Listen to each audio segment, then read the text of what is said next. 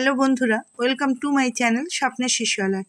আমি চলে এসেছি আপনাদের জন্য একটি নতুন ভিডিও নিয়ে। এই যে সুপুষ্টি মাসের 20/9/2025 তারিখে থিম যে শিশুর 1000 দিনের গুরুত্ব, এটা আপনারা কিভাবে পালন করবেন এবং কিভাবে মিটিং করবেন এবং কিভাবে মায়েদেরকে বোঝাবেন, এটা আপনাদের থার্ড স্যাটারডে মিটিংয়ের দিন পড়েছে। আপনারা কেন্দ্রে করতে পারেন, অঙ্গনারী সেন্টার এরিয়ার মধ্যে যে কোনো জায়গায় করতে পারেন এবং আপনি থার্ড স্যাটারডে মিটিংয়ে ওখানেও মায়েদের নিয়ে আপনি মিটিংটা করতে পারেন।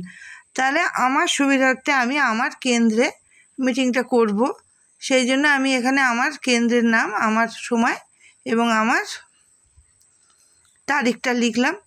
কেননা এখানে আমার কেন্দ্রের সুবিধা, আমার প্রত্যেকটা মা তো সেদিন সাব সেন্টারে যেতে পারবে না, যার জন্য আমি প্রত্যেক মায়েদেরকে ডেকেছি ওই দিন এখানে মিটিংটা করার জন্য। আমার সুবিধার্থে আমি করেছি। আপনাদের যেখানে সুবিধা হবে আপনারা সেইভাবে মিটিংটা করে আপনারা মায়েদের কাছে এই বার্তা পৌঁছে দেবেন।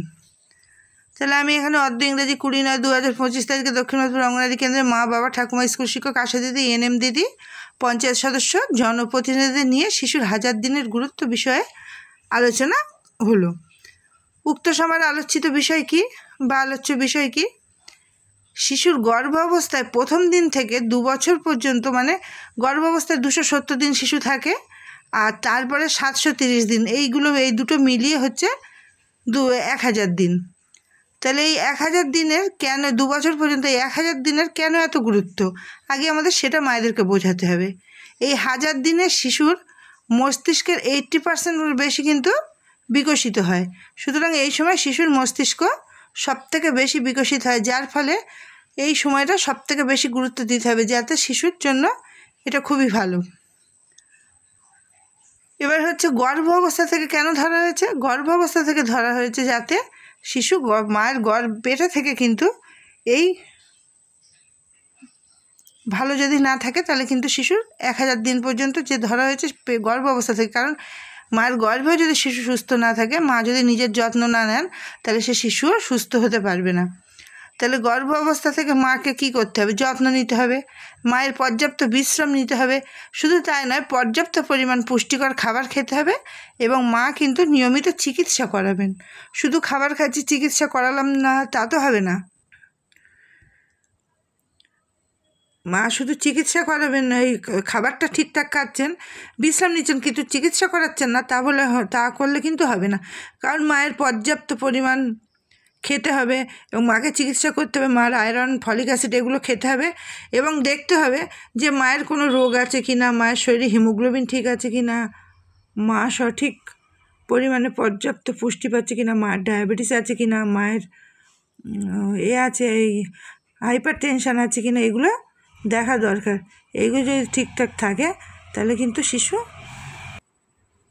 মা যদি অসুস্থ হয় তাহলে কিন্তু শিশু অসুস্থ হওয়ার সম্ভাবনা থাকে।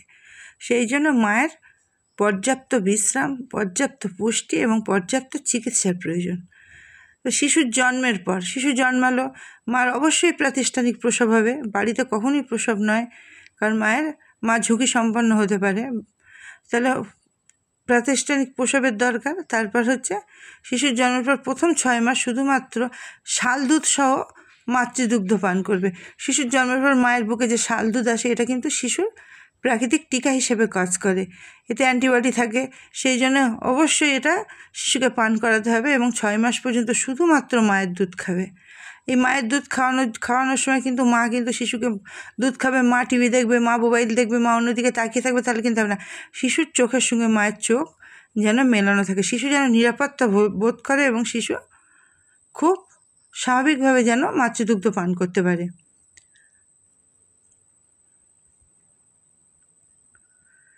শিশুর পুষ্টি, তাই পুষ্টি শিশুর মা যখন গর্ভকালীন তখন থেকে আর জীবনের প্রথম 2 বছর পর্যন্ত সঠিক পুষ্টি শিশুর ভবিষ্যৎ স্বাস্থ্য এবং শেখার সক্ষমতার ভিত্তি গড়ে তোলে।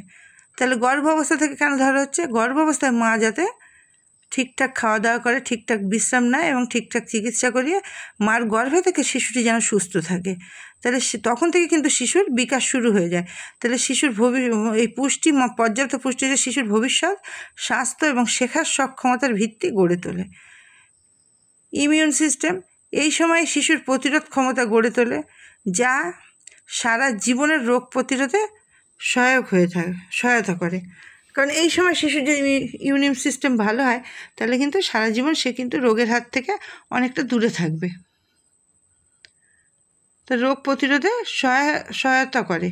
তাহলে শিশুকে নিয়মিত প্রতিষেধকটাও নিতে হবে। দেখবেন আমাদের প্রত্যেকের খাতায় কিন্তু যে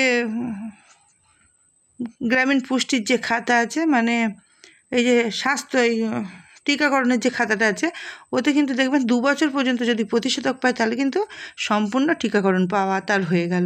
তাহলে এই 2 বছর পর্যন্ত তার টিকার গুরুত্ব কেন? সেই 2 বছরেই তার যাবতীয় গুরুত্ব দেওয়া হচ্ছে। কেন? প্রতিষেধকের ক্ষেত্রেও তাই।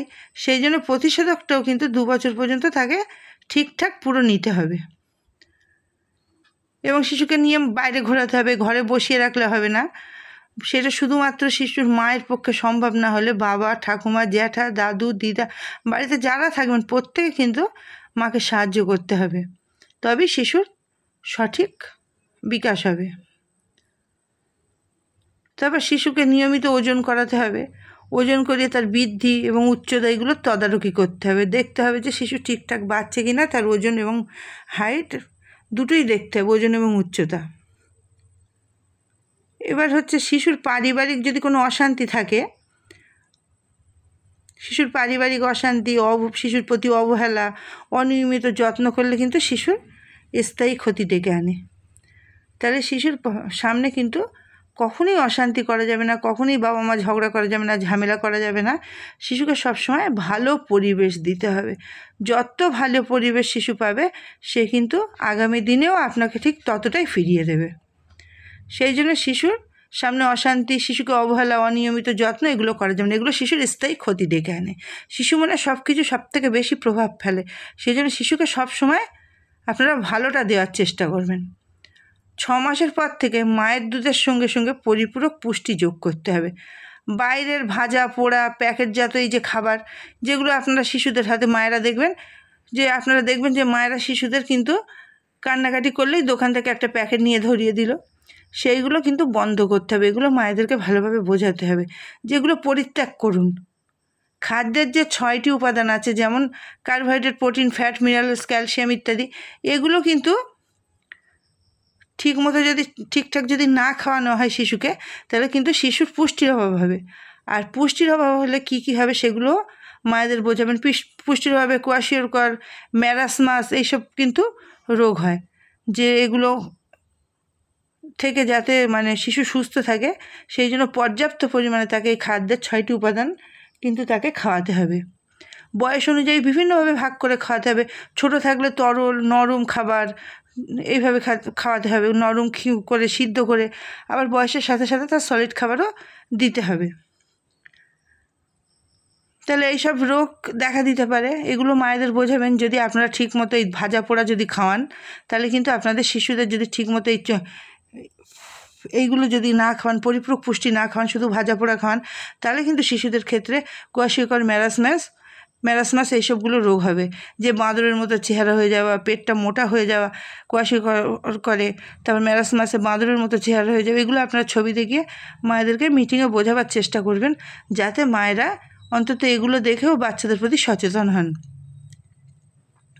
তাহলে শিশুকে বয়স অনুযায়ী পুষ্টিকর, সহজপাচ্য এবং সহজলভ্য, আপনাকে অনেক দামি খাবার দিতে হবে না। মায়েদের বলবেন যেটা সহজপাচ্য, সহজে হজম হয়ে যায় এবং সহজেই আপনার হাতের কাছে পাওয়া যায়, যেগুলো আপনার বাড়িতেই আছে, সেইগুলো দিয়ে আপনি এই খাবার বানিয়ে, এই মরশুমি ফল, মরশুমি সবজি, চাল ডাল প্রত্যেক বাড়িতেই থাকে, এগুলো আপনি যেগুলো সহজে, দুধ, ডিম, এগুলোই আপনারা শিশুদের বিভিন্নভাবে তৈরি করে খাওয়াবেন, যাতে শিশু পর্যাপ্ত পুষ্টি পায়। তারপরে মিটিংটা এইভাবে শেষ করবেন মায়েদের বুঝিয়ে। আবার মায়েদেরকে প্রশ্ন করবেন যে এই 1000 দিনের গুরুত্ব কেন, কি শিখলেন। যদি মায়েরা ঠিকঠাক বলে, বুঝবেন যে তারা শুনেছেন এবং তারা শিখেছেন। আর শুধু শুনলে হবে না, আপনারা যখন হোম ভিজিট করবেন তখনও তাদের বাড়ি আপনারা এগুলো খেয়াল করবেন যে ঠিকঠাক তারা সেগুলো মানছে কি না। বা শিশুকে খাওয়ানোর আগে পরিষ্কার পরিচ্ছন্নতা, শিশুর থালাবাটিটা পরিষ্কার করে ধোয়া, শিশুর খাওয়ানোর আগে মায়ের হাত দেওয়া, বা শিশুকে কিছু দেওয়ার আগে শিশুর হাতটা ধুয়ে দেওয়া, সাবান দিয়ে, বাড়িতে যদি অসুস্থ রুগী থাকে বা কোনো গবাদি পশু থাকে তাদের ধরার পর সাবান দিয়ে হাত ধোয়া, জুতো পরে টয়লেটে যাওয়া, এইগুলো বিভিন্ন ব্যক্তিগত পরিষ্কার পরিচ্ছন্নতাগুলো এই পুষ্টির সঙ্গে সঙ্গে কিন্তু তার অঙ্গ, এগুলো আপনারা বুঝিয়ে দেবেন। তাহলে এইভাবে আপনারা মিটিংটা শেষ করবেন। তাহলে আজকে ভিডিওটি ছিল এই পর্যন্ত। যদি আপনাদের ভালো লাগে লাইক, কমেন্ট এবং শেয়ার করবেন। আমার চ্যানেলটিকে সাবস্ক্রাইব করে আমার পাশে থাকবেন, সাথে থাকবেন। ধন্যবাদ।